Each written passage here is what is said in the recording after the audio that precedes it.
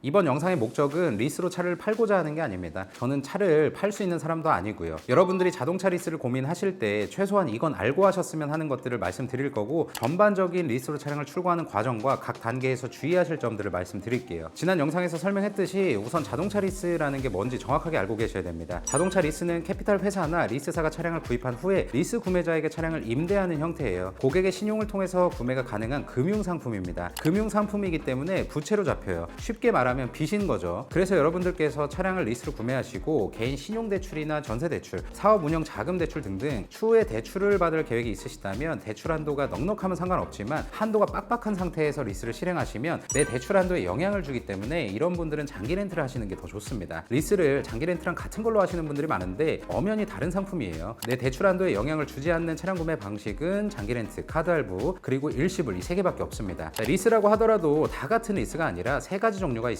지난 영상에서도 말씀드렸는데요. 쉽게 계약 종료 시의 반납의 형태나 차량의 명의에 따라 나뉘는데요. 첫 번째로는 운용 리스입니다. 대부분 개인이나 법인 리스를 이용하시는 분들 중에 90% 정도가 운용 리스를 이용하고 계세요. 저도 운용 리스를 이용하고 있고요. 이 운용 리스는 장기 렌트와 비슷한 성격을 띠고 있습니다. 리스 계약이 끝나는 시점에 차량을 인수 혹은 반납, 재리스 이 세 가지 중에 선택을 하실 수가 있고요. 차량 명의는 다들 아시다시피 리스사 명의로 등록을 하고 차량 정비와 관리는 이용자가 직접 하셔야 됩니다. 자동차 보험도 직접 가입하셔야 되고 자동차 세금은 기본적으로 월 납입금에 포함되어 있지 않아서 이용자가 직접 납부를 해야 돼요. 근데 이거 포함시킬 수도 있는 리스사가 있습니다. 그리고 잔존가치, 그러니까 계약이 끝난 시점에 중고차 예상 가격인 잔존가치를 제외하고 나머지 금액을 차량가로 설정해서 월 납입금, 즉 리스료가 결정이 되게 됩니다. 예를 들자면 1억짜리 차를 40% 잔존가치, 금액으로 4천만 원을 잡아주는 캐피탈사가 있다면 나머지 6천만 원에 대한 금액만 계약기간으로 나눠서 월 납입료가 기본적으로 결정이 되는 거죠. 이율과 영업사원 수수료는 잠시 뒤에 이야기를 할게요. 방금 설명드린 운용 리스가 리스를 이용하시는 분들이 보편적으로 이용하시는 방식입니다. 운용 리스를 하시는 분들 중에 계약 기간이 종료되면 차량을 반납하겠다 미리 결정하신 분들은 잔존가치 최대한 높은 곳으로 하시는 게 좋습니다만, 각 캐피탈사나 카드사의 조건이 언제 어떻게 변할지 몰라서 이 부분은 상담을 직접 받아보시면서 결정을 하셔야 돼요. 두 번째로는 금융 리스입니다. 할부 구매라고 생각하시면 편해요. 우리가 흔히 말해 무늬만 리스 이렇게 이야기하기도 하거든요. 여러분들께서 리스 계약 종료 시에 차량을 인수 혹은 재리스 중에서만 선택이 가능합니다. 반납이 안 돼요. 할부와 같은 성격을 띠고 있기 때문에 반납이 불가능한 겁니다. 차량 명의는 리스타 명의로 등록이 되고요. 차량 대금 전액이 아닌 초기 비용, 우리가 흔히 말해 선납금이라고 표현을 해도 무리가 없을 것 같은데 초기 비용을 제외한 금액만 리스로 운용이 돼요. 무슨 말이냐? 예를 들어서 1억짜리 차를 초기 비용 9,900만 원을 미리 선납금으로 내고 100만 원만 남기고 60개월 금융 리스로 차량을 출고했다면 9,900만 원을 제외한 나머지 100만 원에 대한 리스료만 계약한 개월수로 나눠서 월 납입금이 결정이 되는 거죠. 어차피 인수나 재리스를 하실 거기 때문에, 그래서 차량을 일시불로 사실 능력이 충분한데도 불구하고 명의가 나한테 잡히면 안 되는 경우에는 이 금융 리스를 이용하시기도 하고요. 수입차 프로모션 크게 할 때 자사 파이낸셜 프로그램 중에 방금 말씀드린 금융 리스를 이용해서 차량을 판매하기도 합니다. 다양한 경우가 있겠지만 할부 같은 개념으로 명의만 캐피탈사로 돌리고 계약이 끝나면 차량을 인수하고 싶은 경우에 혹은 재리스하고 싶은 경우에는 이 금융 리스를 이용하실 수가 있습니다. 세 번째는 이용자 명의 리스인데요. 장기 렌트만 영업하시는 분들이 9인승 이상 승합차나 경차는 부가세 환급을 받을 수 있습니다. 이 장점을 되게 강조하시는데, 리스도 이용자 명의 리스를 하시면 부가세 환급 받으실 수 있습니다. 차량의 명의가 앞서 설명드린 운용과 금융 리스와는 다르게 명의는 이용자로 등록이 되지만 차량의 취득, 차량을 구매하는 건 캐피탈사로 진행이 됩니다. 이 이용자 명의 리스로 경차나 9인승 이상 승합차, 소형 화물 차량을 이용하실 때 부가세가 환급되기 때문에 굉장히 유용하게 사용하실 수가 있고요. 예를 들어 70만 원의 카니발 9인승을 이용자 명의 리스로 출고했다면 1년에 76만 3,632원, 5년 계약하셨다면 총 381만 8,160원을 저렴하게 타신다고 생각하셔도 무리가 없습니다. 방금 말씀드린 이용자 명의 리스는 개인이나 4대 보험 가입 직장인의 경우에는 부가세 환급이 의미가 없어요. 여기까지 리스의 의미와 종류에 대해서 간략하게 설명을 드렸는데요. 알겠는데 리스의 장단점이 뭐냐 궁금하실 수도 있잖아요. 첫 번째 장점은 원하는 차량, 등급, 옵션, 색상 선택이 가능하면서 번호판이 하허호가 아니죠. 고객 자산으로 인식되지 않기 때문에 재산세 및 4대 보험료 인상이 되지 않습니다. 두 번째로는 운용 리스 선택형으로 이용하시면 인수와 반납이 자유로워서 감가에 대한 부담이 하나도 없어요. 반면에 단점도 있는데요. 주행거리를 무제한으로 설정할 수 있는 장기 렌트와 다르게 주행거리가 제한되어 있습니다. 보통은 연에 1만 킬로에서 4만 킬로까지 설정을 하실 수 있습니다. 세 번째, 리스는 계약 중도 해지 시에 해지 수수료가 발생합니다. 이건 장기 렌트도 동일하고요. 네 번째는 리스는 금융상품이라고 말씀드렸죠. 때문에 금융 거래 이력이 생겨요. 그래서 개인적으로 리스를 추천하는 분들은 화면에 보이는 이런 분들을 제외하고는 이용 측면에서 봤을 때는 장기 렌트 하라고 있다라고 말씀을 드리고 싶어요. 이렇게 리스의 장단점까지 다 파악하시고 리스를 난 꼭 해야겠다 마음 먹으셨다면 견적 비교 전에 꼭 아셔야 할 3가지 말씀드릴게요. 첫 번째, 국산차 지점이나 대리점 혹은 수입차 딜러사에서 받는 견적이랑 리스를 중개해주는 에이전시에서 받는 견적이랑 뭐가 다르냐? 국산차 지점이나 대리점, 수입차 딜러사 전시장에 가서 리스 견적 상담을 받으면 자사 파이낸셜 리스 상품을 사용하도록 유도를 많이 합니다. 이게 각각의 지점마다 달성해야 되는 목표가 있어요. 하지만 자사 파이낸셜 조건이 대부분 잔존 가치가 낮습니다. 즉 계약 기간이 끝났을 때 그 차량의 가치, 예상되는 중고차 값을 낮게 잡아요. 때문에 이용하는 입장에서는 잔가가 높은 조건보다 월 납입료가 객관적으로 비쌀 수밖에 없습니다. 근데 에이전시에서 알아보면 제휴되어 있는 대기업 캐피탈사가 많아서 잔가가 높은 쪽으로 알아볼 수 있어요. 이용하려는 입장에서는 이 에이전시에 제휴되어 있는 수많은 캐피탈사들의 조건을 비교해서 받아보는 게 나은 거죠. 예를 들어서 자사 파이낸셜로 리스 견적을 받았을 때는 잔존 가치가 40%다. 근데 캐피탈사 다 뒤져보니까 잔존 가치가 52% 해주는 곳이 있다면 잔가를 제외한 나머지 조건이 모두 동일하다는 가정하에 잔가 52% 잡아주는 캐피탈사 혹은 카드사의 월 납입금이 낮기 때문에 에이전시를 통해서 비교해 보시는 게 선택의 폭이 좀 넓다라고 볼 수가 있습니다. 이건 금융리스도 마찬가지예요. 차량의 재고도 제휴되어 있는 국산차 대리점이나 수입차 다수의 딜러사가 있기 때문에 보다 빠르게 구할 수 있다는 장점도 있습니다. 저도 견적 알아볼 때 에이전시 톡에서 알아봤었어요. 두 번째, 리스 보증금이랑 선납금이랑 같은 거냐? 이거 명확하게 알고 가셔야 됩니다. 선납금은 계약이 끝나고 돌려받지 못하는 돈입니다. 예를 들어 월세 40만 원짜리 원룸을 1년 계약했다고 하고 선납금이 240만 원이라고 하면 월세가 월에 20만 원으로 떨어집니다. 근데 계약 기간이 끝났을 때 이 처음에 지불한 선납금 240만 원은 돌려받지 못하는 돈이에요. 선납금이라는 건 내가 낼 월세, 리스로 따지면 내가 낼 월 납입금의 일부를 미리 내는 겁니다. 그래서 나중에 돌려받지 못하는 거죠. 선납금을 높여버리면 소비자에게 보여지는 월 납입금이 확 떨어지기 때문에 이걸 가지고 장난을 많이 치기도 합니다. 홈쇼핑이나 인터넷 광고에서 뭐 E클래스 월 납입금 40만 원 이런 거 다 선납금 기준이에요. 틀린 말은 아닌데 조건이 좀 다른 거죠. 계약 기간이 끝났을 때 선납금을 보증금으로 알고 계시고 나는 보증금 냈는데 왜 안 주냐라고 했을 때 계약서에 보면 선납금으로 되어 있는 경우가 정말 생각보다 많습니다. 반면에 보증금은 10%에서 50%까지 넣는 게 가능한데 차를 반납할 생각이시라면 여유 되시는 만큼 최대한 많이 넣으시는 걸 추천드립니다. 이 보증금이 확 올라간다고 하더라도 월 납입금이 드라마틱하게 떨어지진 않습니다. 그래도 여러분들이 사정에 맞게 대략적으로라도 보증금을 설정해 놓으셔야 돼요. 월 납입금이 저렴하다는 그 하나에 꽂혀서 혹해서 계약해 버리시는 분들이 많은데 내가 차량을 무조건 인수할 거다라면 선납금을 높이는 게 맞지만 차량을 반납할 목적이라면 선납금은 절대 하지 마세요. 다음으로 견적을 알아보시기 전에 미리 결정을 해두셔야 할 게 있는데요. 화면에 보이시는 7가지를 대략적으로 결정해 두셔야 됩니다. 1, 2, 3번의 경우야 당연히 아시겠지만 계약 기간은 36, 48개월, 60개월 중에 어떤 걸로 선택하실지 연간 주행거리는 1만에서 4만 킬로 중에 결정을 미리 해두셔야 됩니다. 초기 비용은 방금 말씀드린 대로 운용리스를 이용해서 반납 목적이라면 보증금을 얼마나 넣으실지, 운용리스나 금융리스를 이용해서 인수 목적이라면 선납금을 얼마나 내실지 결정을 하셔야 되고요. 마지막으로 만기 차량 처분 선택을 하셔야 돼요. 보편적으로는 말씀드렸지만 계약이 끝나는 시점에 인수, 반납, 재리스 결정할 수 있는 운용리스를 가장 많이 합니다만 상황에 따라서 결정을 하시면 됩니다. 이렇게 미리 다 결정을 하셨다면 리스로 차량을 이용하는 과정을 시작하실 텐데요. 여기서 제일 중요한 건 2번입니다. 견적 비교하실 때 두 곳에서 3곳 정도 비교하실 텐데 견적 비교하실 때도 기업 정보가 없는 영세한 에이전시보다는 어느 정도 규모가 있는 업체 위주로 견적을 받으시는 걸 추천드리고요. 또 하나 아셔야 할 건 여러분이 지금 받은 조건이 정확한 조건이 아닙니다. 참고용 견적서고 정확한 견적서는 차량이 출고될 당시에 확정이 돼요. 즉시 출고 차량이나 견적서를 받은 그달에 원하는 차량이 출고된다면 견적 문의할 때 받은 견적서와 크게 차이 나지 않을 거고요. 2달에서 3달 원하는 차종이 오래 기다려야 되는 상황이라면 차량이 출고 및 배정돼서 결제될 때 정확한 견적서가 나와요. 자, 이렇게 견적 비교할 때 여기서 영업사원 P라고 불리는 영업사원 수수료에 대해서 많이 좀 알아보실 텐데요. 저는 개인적으로 그렇게 생각합니다. 이곳저곳 견적 비교해서 서류 챙겨주고 심사까지 도와주고 출고까지 과정도 도와주고 제일 좋은 조건의 견적을 줬다라는 믿음이 있으면 어느 정도의 영업사원 수수료는 인정을 합니다. 개인적으로. 반대로 여러분들이 나는 무조건 0피로만 리스로 출고를 하겠다 하시면 그 어떤 것도 원하시면 안 돼요. 말씀드렸지만 서비스의 시효자도 꺼내지 않는 게 예입니다. 아마도 대부분의 분들이 여러분들한테 차량을 판매하실 때 그게 정말 노마진이라면 여러분들하고 계약을 안 할 겁니다. 봉사활동 해주는 건데 그걸 할 사람이 누가 있겠어요. 이름 먹고 살자고 하는 건데. 저는 서로 줄 거 주고 받을 거 받으면서 기분 좋게 차량을 계약하시는 게 좋다고 생각을 합니다. 개인적으로는. 그리고 장기 렌트와 마찬가지로 리스도 국산차는 특판 차량이 있어요. 국산 차량의 경우 렌트 리스사를 통해서 원하는 모델과 사양으로 주문하는 방식이고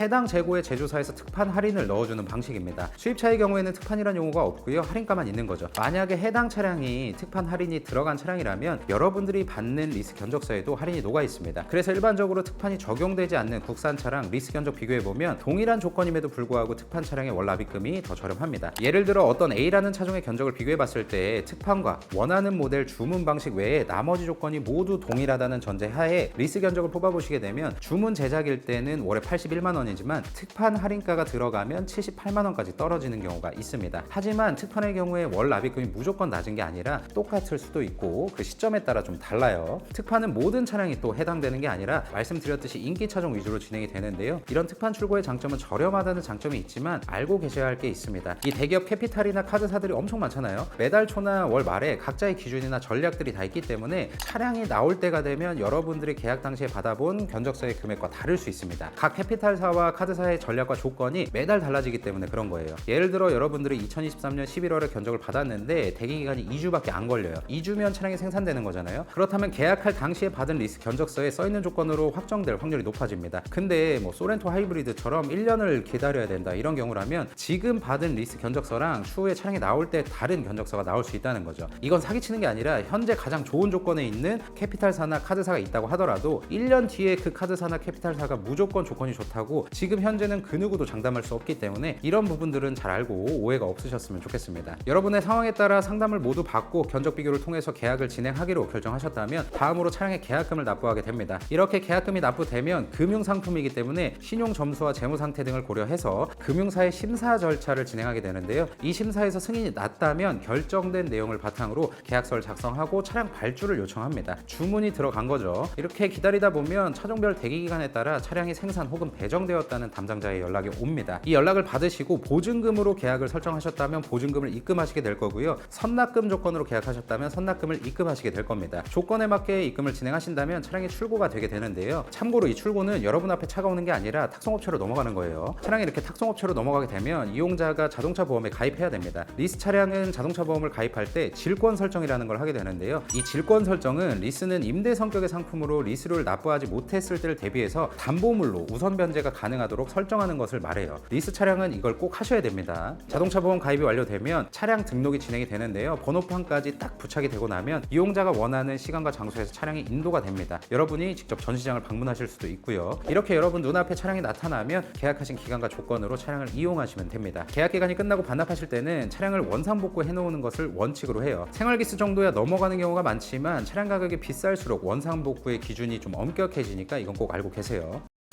이 영상 리스 알아보시는 분들이 보고 계시겠죠. 저한테 리스나 장기렌트 견적 보내달라고 분명히 댓글로 쓰시거나 메일 보내주실 텐데 정중하게 죄송하지만 저는 차량을 판매하지 않기 때문에 보내드리고 싶어도 보내드릴 수가 없습니다. 다만 이 영상 고정 댓글에 링크를 클릭하시면 저와 4년째 같은 결을 가지고 함께하고 있는 개차를 통해서 여러분들의 상황에 맞게 리스 혹은 장기렌트 견적을 받아보실 수 있기 때문에 개차 이용하시는 걸 추천드립니다. 지난 영상에서도 말씀드렸지만 지금까지 수많은 에이전시 업체의 광고 제안을 받았습니다. 개차 제외하고 다 거절했어요. 안 믿으실까봐 화면을 띄워드리는 이 수많은 업체들, 제가 모르는 업체들이기도 하고 수수료 구조가 제가 유튜브 채널을 운영하는 방향과 맞지 않았습니다. 진행했다면 돈은 많이 벌 수 있었겠지만 돈을 일정 부분 포기하고서라도 지키고 싶은 가치가 있기 때문에 거절했어요. 반면에 제가 생각하는 소비자 중심의 가치를 같이 생각하는 개차는 개인적으로 소비자분들이 이용하시면 좋다고 생각하기 때문에 이렇게 자신 있게 추천드리는 겁니다. 일시불, 할부, 장기렌트 리스 어떤 방식으로 구매하시든지 현명한 신차 구매하시길 바라고 리스와 장기렌트뿐만 아니라 일시불과 할부 구매 시에 현명하게 구매하는 과정들의 영상을 매월 업데이트하고 있으니까 제 채널 구독하시고 합리적인 신차 구매하시기 바랍니다. 시청해주셔서 감사드리고 항상 건강하십시오.